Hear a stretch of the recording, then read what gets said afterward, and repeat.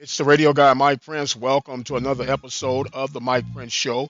It's Memorial Day. Hopefully that you guys are enjoying the family despite what the weather may be in your area. Of course, we come to you each and every day right here at the Open Mic Broadcast Network.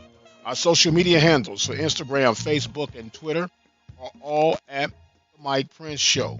The YouTube channel is Open Mic Broadcast Network. And we have two numbers that you need to lock in that you can keep in contact with what's going on any and every time. Our 24-hour dial-in message line, 713-570-6736, and our 24-hour on-demand center, 720-721-1558. And without any further delay, we're going to jump right to today's episode. As we mentioned at the top of the introduction, happy Memorial Day to you. It is officially pointing towards summer. And this is probably one of the strangest summers that we've been across, at least that I can say in my existence here in the land of the living. But it is what it is, and we'll continue to make the necessary adjustments. If you did not get a chance, last night's episode on the Sunday Night Live, which we come to you each Sunday night, 6 p.m. Central Standard Time, our guest was Eddie Kelly, head official for the Southwestern Athletic Conference. Great information being shared. You can always go back and check that out, or you can go on to our on-demand center at 720-721-1558, box number 4, to check out the information. A lot of information to share with you, but we're not going to hold you too long on this official holiday to kick off summer. Well, we had taken a poll throughout the course of the week. Of course, football is the hotbed topic right now. But the NAIA is partnering up with NFL football, and they're possibly trying to see if there would be an interest in starting women's flag football on the NAIA level. Some of you have mixed reviews on that.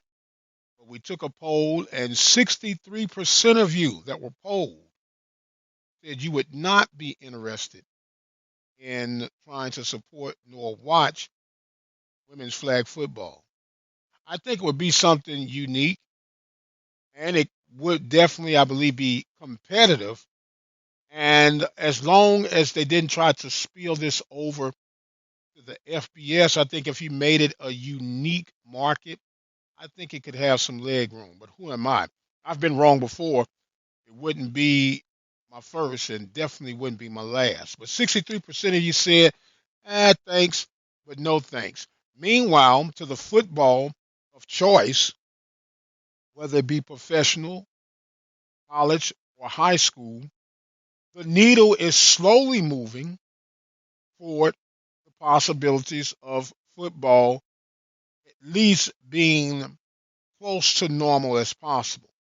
June 1st is a target date where certain restrictions are going to be lifted, and they will allow high schools to come together, collegiates, of course, to come together, and the NFL. Still kind of wading through the water to see exactly what will be and how they'll actually get it done. But it's going to be very interesting to see the outcome of that. Meanwhile, your Power Five bracket, they are feverishly trying to find a way to make sure their TV deals fall in place, that they can continue to at least get some form of money going on. Meanwhile, it's been projected on the baseball side of things from the Big Ten that if you were to start the baseball season a little bit later, which would extend it into July when the College World Series would end, and then kind of the pros on it would be that the student athletes would miss less classroom instructions. They would actually get more revenue potentially with the later start, because when you start in February, March, you get a lot of cold weather games, you get a lot of potential rainouts and things of that nature. So they're saying the balance could be that more people will be willing to come out to support a baseball game in April leading up to July, which does make some sense. And it would even be an added caveat for the schools up north where they don't have to travel to the South to get some games in the early part of the season. That way, it could save on travel. So they're coming up with all sort of creative opportunities to try to move the games further along the way. And speaking of moving the games further along the way, and we've always had a bunch of concentration on fall sports, in particular that of football. And it makes one wonder. We know that football is the cash cow, but you have volleyball, you have soccer, you have cross country. For the most part, starts way ahead of football, at least traditionally. What are the plans for those sports? We've heard a lot of speculation and talk about the football aspect.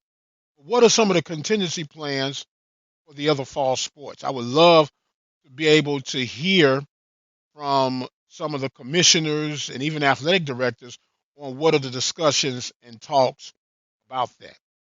And speaking of discussions and talks, of course, we know that Prairie View A&M University in the middle of an athletic director search, and it has been a process that has had peaks and valleys. And right now, it is, I would have to say, at a valley point. It is getting close to June. This process started in January, and we're still waiting on the chosen one to be named. Don't know what the hangup is. Maybe we'll get something after this Memorial extended weekend. Who knows? Either way it goes, we're going to keep you posted. We're going to keep you grounded on how things are developing. I am going to exit stage left for right now. I want to give a congratulations to West Coast, the UCLA school systems, and the state of California school systems for making a mark on trying to reach as many as they can reach through their school systems. If you had not heard, they are eliminating SAT, ACT scoring for admission to said universities. Is it a move of empathy or is it a move of survival? We'll talk about that as it continues to develop. I've got the exit stage left for right now. I am radio guy, Dr. Mike Prince. As always, you guys enjoy yourselves, stay safe. Until the next time, we'll see you on the other side.